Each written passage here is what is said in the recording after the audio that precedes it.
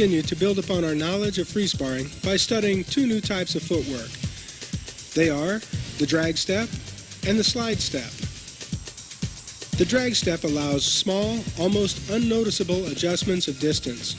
When drag stepping, you move one foot either forward or back in small increments while dragging the opposite foot in the same direction. Sometimes, these small adjustments are all that are necessary to keep you in scoring distance or out of scoring range. The slide step is simply an exaggerated version of the drag step. Instead of moving in small increments and dragging the following foot, you move in large increments, allowing the following foot to slide across the floor. Slide stepping allows for both quick attacks and retreats. Circular movement.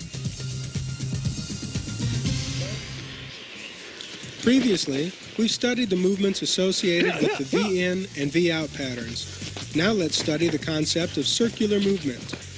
Circular movement is an important part of sparring strategy. Students new to sparring tend to move forward and backward. This type of movement allows attackers an easier target as you quickly backpedal only to eventually run out of room. Using circular movement allows you more room to move freely while executing both offensive and defensive techniques. Combinations and countering. In this and future tapes, we will study basic sparring concepts. These concepts are merely the tip of the iceberg. To understand the concepts which develop instinctive sparring, you must work closely with your instructor. Let's begin by studying a very effective kicking combination found in your form, the repeat round kick. The repeat round kick is usually targeted to two separate areas, for example, the midsection and head.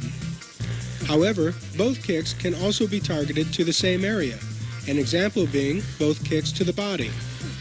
The strategy behind the repeat kick is to entice an opponent to commit themselves to blocking the first kick, thereby creating an opening for the second.